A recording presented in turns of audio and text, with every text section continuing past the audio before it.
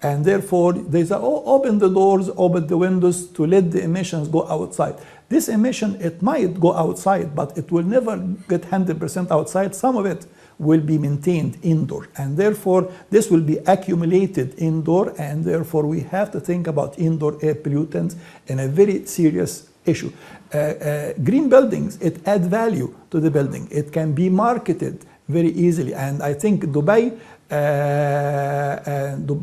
or United Arab Emirates, they have the first department or the first office dealing with the green buildings. In Egypt and other countries, they're still thinking about green buildings as a luxury.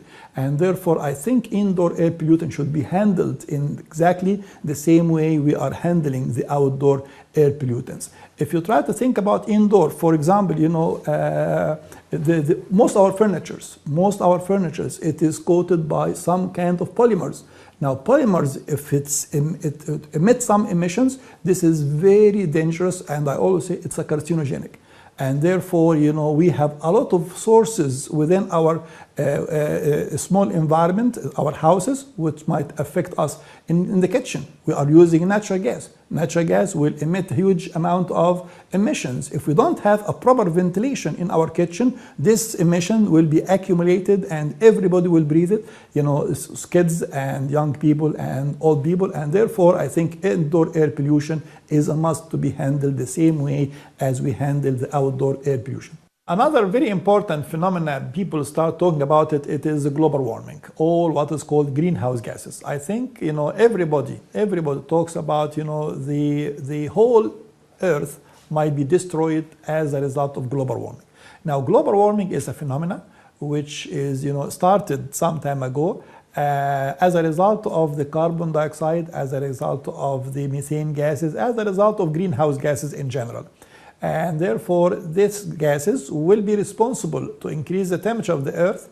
And the temperature of the Earth, if it will increase, the ice mountains will be melted, and the water level in the sea and the ocean will rise. And of course, it will, sink some of our soil, and therefore some countries might be destroyed completely as a result of global warming.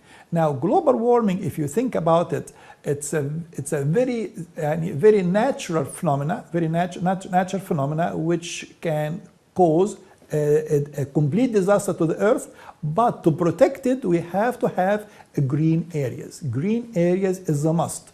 To take one of the greenhouse gases, which is a carbon dioxide, which is huge, and convert it into oxygen, and this, of course, will absorb part of the greenhouse gases. Also, we have another programs to reduce the energy consumption. Everybody in the world, they have what is called energy saving devices, energy saving systems. Unfortunately, the energy saving system is not yet introduced in the Middle East countries.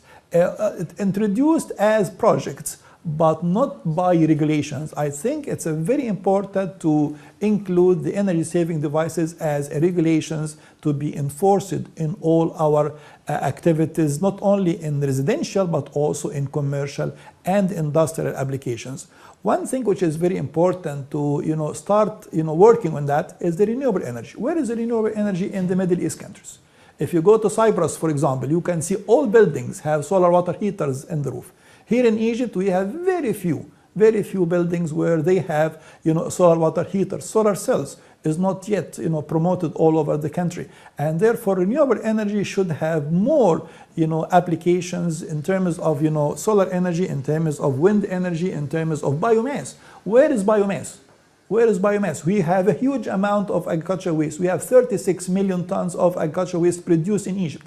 We burn almost about 70% of them, causing a lot of air pollution. But how about if we can convert this kind of agricultural waste into a biofuel? And that's a very simple process by taking the agricultural waste, the organic part of the garbage, of the municipal solid waste, and heat it in a closed environment at, I would say, 550 degrees C. And as a result of this heating process, which we call it pyrolysis, as a result of this heat process, we are going to produce a biofuel, a gaseous biofuel and a liquid biofuel. And the gaseous biofuel and the liquid biofuel can be used as an energy source. And the remaining residuals inside this chamber will be a carbon type of product where we can convert it into what is called activated carbon. We don't have activated carbon in Egypt. Most of our water purification plants, they don't have even the column for the activated carbon because it's very expensive. It's almost about 30,000 to 40,000 pounds a ton, and we cannot afford to buy it. How about if we can produce it out of agricultural waste?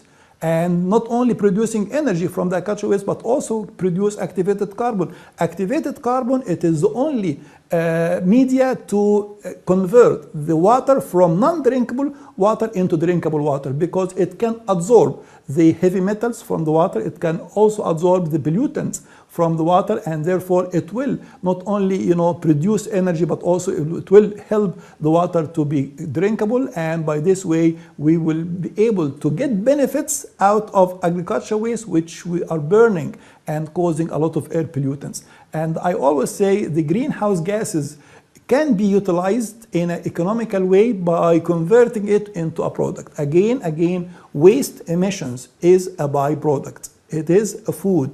It is a resource. Don't think about it as a pollutant and try to develop a control treatment units to convert it into less harmful waste and landfill it or treat it as a pollutant. No, think about it as a resource where this resource can be beneficiary for our national economy, and it can provide a lot of job opportunities and also a lot of economical products. In conclusion, I would like to say air pollution, it's very, very dangerous for our environment.